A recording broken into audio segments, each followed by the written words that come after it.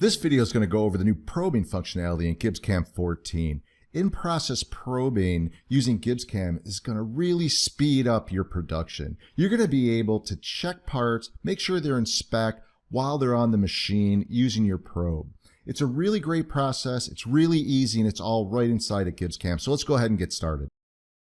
Let's start with the different probes we have available to us in GibbsCAM 14. We have a few different styles of probe tools here. So we have a ball, disc, cylinder, and then you can create your own.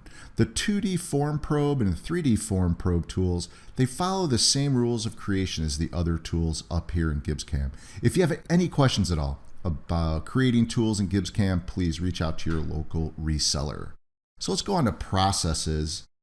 The basic probing functionality lets you input a pre-existing cycle into your code. So if you already have a probing cycle that you use a lot, or you want to type it out by hand, you can go ahead and just put it here, and then GibbsCAM will insert it using these clearance and retract planes.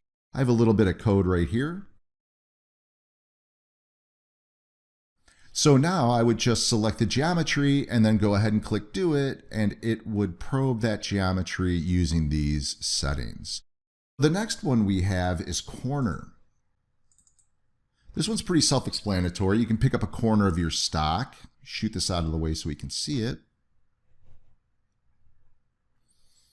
So here, for instance, I want to pick up the lower right-hand corner of my stock. Now, when we probe on a machine, you're getting data back, right? Whether it's a measurement or true position or position to a coordinate system, what do you want to do with that information? That's the key. So here we can say we can set it as our work fixture or our work plane.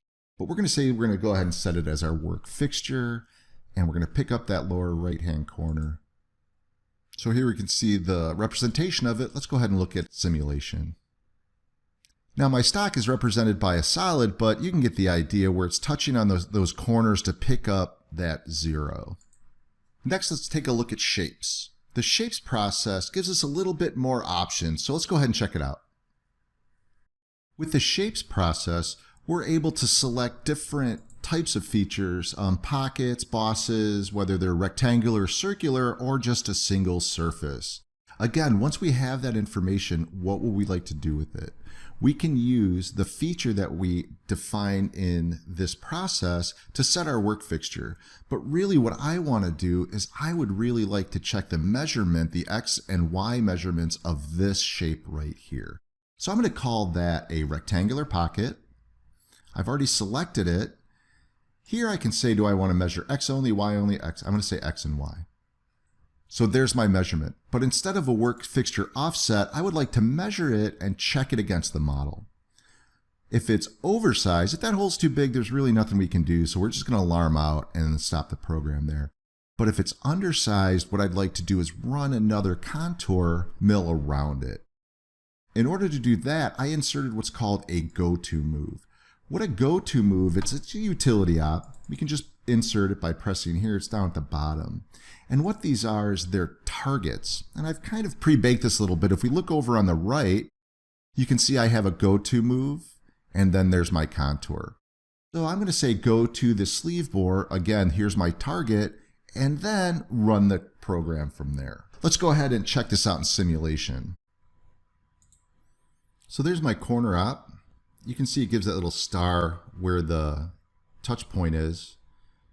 There's my shape, and let's just assume that it was out of spec, so it was a little bit small. So there's the tool going in and cleaning up around it. If you have any questions at all about probing or fixtures or solid modeling, please feel free. Give your local resellers a call. We'd love to hear from you. Thank you very much.